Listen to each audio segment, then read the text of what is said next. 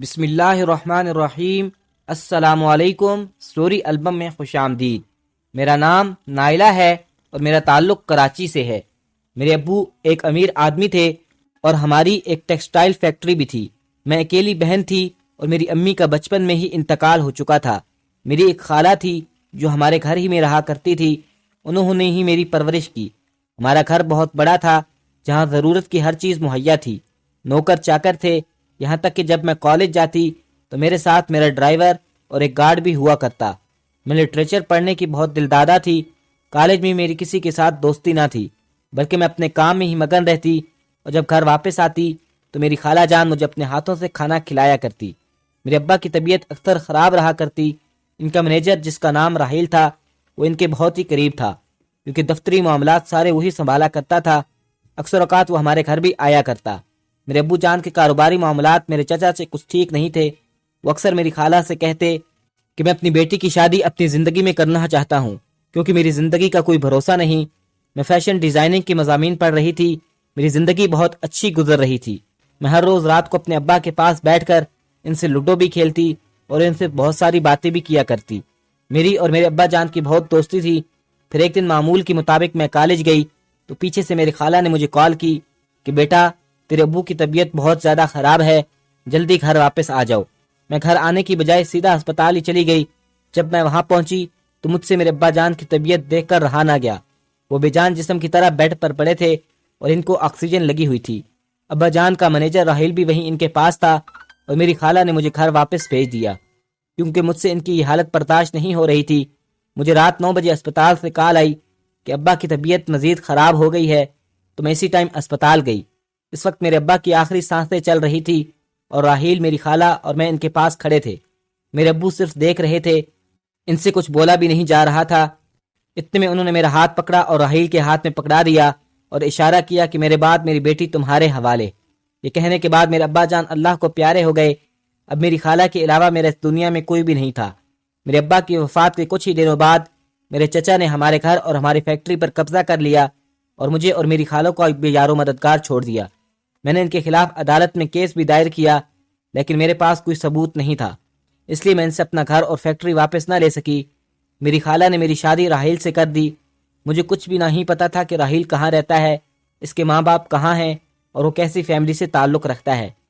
میں ایک امیر باپ کی بیٹی نازوں سے پلی ہوئی تھی، جس کے اپنی شادی کے بارے میں بہت سے ارمان تھے، جن میں سے ایک بھی پورا نہ ہو سکا۔ میری خالہ نے مجھے ایک عام سے جوڑے میں راحیل کے ساتھ رخصت کر دیا۔ میرا ذہن عجیب ہی کشمکش میں تھا اور وہ مجھے اسی رات اپنے گھر لے آیا۔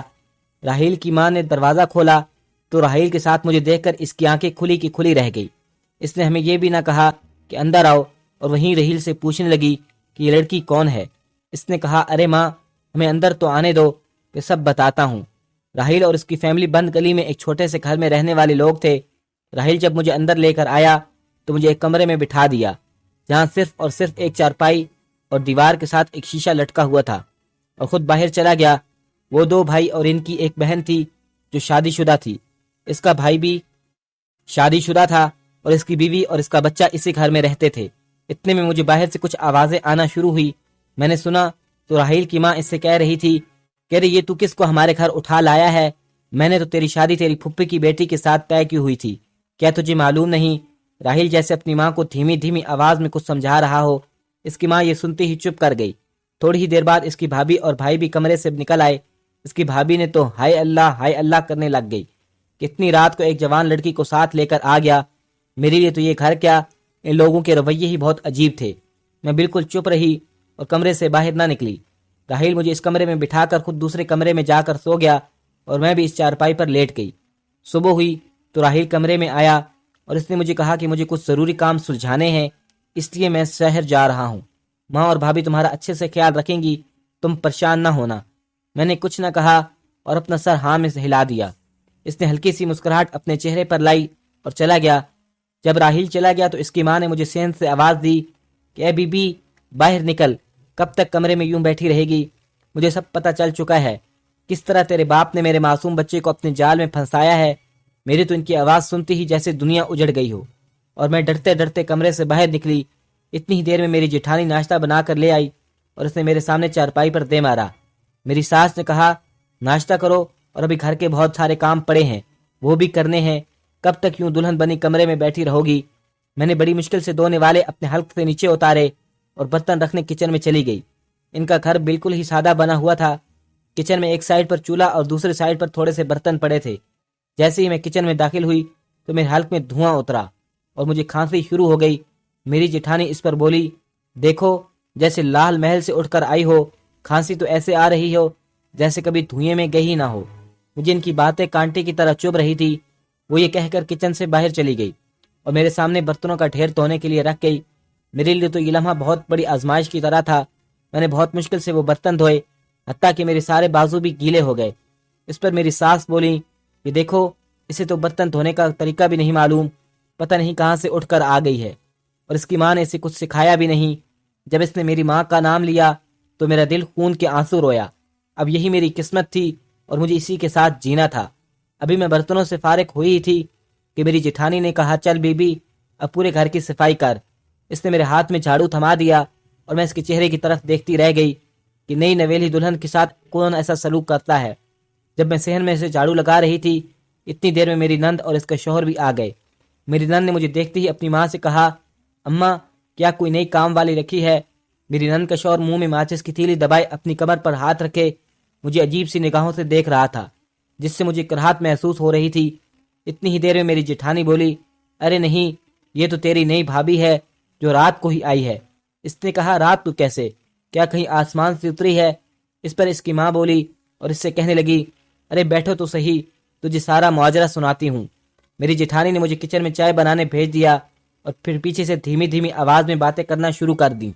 جب میں سب کو چائے دے رہی تھی تو میری نند کے شوہر نے چائے میرے ہاتھ سے پکڑنے کی بجائے میرے بازو کو بھی چھوا، جس سے میری تو آنکھ میں جیسے آگ کی بھڑک اٹھی اور میں جھٹ سے پیچھے ہٹ گئی۔ یہ میرے سسرال میں پہلا دن تھا جو انگاروں پر چلتے گزرا۔ ابھی 2 ہی دن گزرے تھے کہ راحیل شہر سے واپس آ گیا۔ میرے لیے تو جیسے ایک امید کی کرن تھی۔ وہ جیسے کمرے میں آنے لگا تو میری ساس نے پیچھے سے آواز دی کہ راحیل بات سن، تو وہ ادھر چلا گیا۔ راحیل 2 گھنٹے اپنی ماں اور بھابھی کے پاس بیٹھنے کے بعد رات کو کمرے میں آیا اور مجھ سے کہنے لگا، تمہیں کوئی تکلیف تو نہیں؟ میں نے کہا نہیں، سب بہت اچھے ہیں، وہ میرا بہت اچھے سے خیال رکھتے ہیں۔ اس نے یہ سن کر ایک ہلکی سی مسکراہٹ اپنے چہرے پر لائی جیسے وہ سب جانتا ہو۔ اگلے دن جب میں صبح صحن سے جھاڑو لگا رہی تھی تو میری ساس میری شکایت راحیل سے لگانے لگ گئی، پتہ نہیں تو اسے کہاں سے اٹھا لایا ہے، اسے تو ذرا بھی کام کرنے کا سلیقہ نہیں۔ وہ چپ چاپ سنتا رہا اور کمرے میں آ کر مجھ سے پوچھنے لگا کہ یہ امی کیا کہہ رہی تھی۔ میں نے کہا، آپ میرے ہاتھ دیکھیے، ان پر کام کر کے چھالے پڑ گئے۔ میں نے تو اپنے ابو کے گھر کبھی ایک برتن بھی نہ دھویا، اور یہاں تو میں سارا دن کام میں مصروف رہتی ہوں، پھر بھی آپ کی امی کو مجھ سے شکایتیں ہیں۔ راحیل نے کہا، تو کیا، تم نے کام نہیں کرنے؟ یہ تیرا گھر ہے اور تو نے یہاں کام کرنے ہی کرنے ہیں۔ اس نے مجھ پر دباؤ ڈالتے ہی مجھ سے کہا تو میں وہیں چپ کر گئی اور میں نے آگے کچھ نہ کہا۔ میں نے راحیل کا یہ روپ پہلی دفعہ دیکھا تھا، پھر آہستہ آہستہ میں نے اپنے آپ کو راحیل کے خاندان والوں کے متعلق ڈھال لیا۔ ایک دن راحیل کی ماں اور اس کی بھابھی بازار چلی گئیں۔ راحیل کا بھائی تو ویسے ہی ایک دکان پر کام کیا کرتا تھا۔ گھر میں اکیلی تھی اور کوئی بھی نہیں تھا۔ اتنے میں دروازے کے کھٹکنے کی آواز آئی تو میں نے دروازہ کھولا۔ آگے میری نند کا شوہر تھا اور مجھ سے اجازت لیے بغیر اندر داخل ہو گیا۔ اس سے مجھ سے پوچھا کہ باقی سب گھر والے کہاں ہیں، تو میں نے اسے بتایا کہ وہ سب بازار گئے ہوئے ہیں۔ وہ واپس جانے کے بجائے اندر آ کر بیٹھ گیا اور مجھ سے کہنے لگا، مجھے چائے بنا کر دو۔ میں نظر نیچے جھکائے کچن میں چائے بنانے چلی گئی۔ میں اپنے کام میں مگن تھی۔ جب میں چائے کا ٹرے لے کر پیچھے مڑی تو وہ بالکل میرے برابر میرے پیچھے کھڑا تھا۔ میری تو اسے دیکھ کر چیخ نکل گئی اور میرے ہاتھ سے چائے کا ٹرے نیچے گر گیا۔ اس نے میرا بازو مضبوطی سے پکڑ لیا اور مجھ سے کہنے لگا، مجھے تجھ جیسی نازک پری کی تلاش تھی، تو نازک کلیوں جیسی، تجھے تو میرے جیسے کسی کی بیوی ہونا چاہیے تھا۔ میں جتنا تم سے دور ہونے کی کوشش کرتا ہوں، تمہاری مورنی جیسی آنکھیں مجھے اتنا ہی قریب کر دیتی ہیں، لیکن تجھے تو اپنا کوئی خیال نہیں اور تو یہاں برتن مانجنے میں مصروف ہے۔ چل اب تھوڑا میرا بھی خیال کر لے۔ میں نے جب یہ سنا تو مجھ سے برداشت نہ ہوا تو میں نے اسے ایک زوردار تھپڑ دے مارا۔ اس کی پیلی نارنجی آنکھیں دیکھ کر میرا خون کھول اٹھا اور مجھ سے کہنے لگا، ایک دن میں تجھ سے اس تھپڑ کا حساب ضرور لوں گا۔ وہ یہ کہہ کر چلا گیا اور میں نے اپنی عزت محفوظ رہنے پر اللہ کا شکر ادا کیا۔ میں نے اپنی عزت کی خاطر اپنی ساس کو تو کچھ نہیں بتایا، کیونکہ مجھے پتا تھا وہ الٹا مجھ پر ہی شک کرے گی۔ ایک دن میں اپنے صحن میں کام کرنے میں مصروف تھی کہ ہمارا دروازہ کھلا ہوا تھا اور سامنے کچھ بچے کھیل رہے تھے۔ مجھے بچے بہت پسند تھے اور میں ان کو دیکھ کر مسکرا رہی تھی۔ اتنی دیر میں میری ساس سامنے آئی اور میری چٹیاں پکڑ کر اس نے مجھے نیچے دے مارا اور کہنے لگی تو لڑکوں کو دیکھتی ہے، تجھے کچھ شرم نہیں، حیا نہیں، تم نے ہماری عزت کا جنازہ نکال کر ہی دم لے گی، راہیل کو فون کر کے تیرے سارے قصے کہانیاں اسے سناتی ہوں۔ میں نے کہتی ہی رہی کہ نہیں ایسی کوئی بات نہیں، میں بچوں کو دیکھ رہی تھی، لیکن انہوں نے میری ایک نہ سنی۔ اگلے دن راہیل بھی واپس آیا تو اس نے ساری بات اس کو بتا دی۔ راہیل کے سامنے اپنی بہت صفائیاں پیش کی، لیکن راہیل نے اپنی ماں کو کچھ نہ کہا اور مجھے ہی برا بھلا کہتا رہا۔ مجھ پر ظلم و تشدد کے پہاڑ توڑے جا رہے تھے اس گھر میں۔ پھر ایک دن میری نند آئی اور اس نے 2-3 دن رکنا تھا۔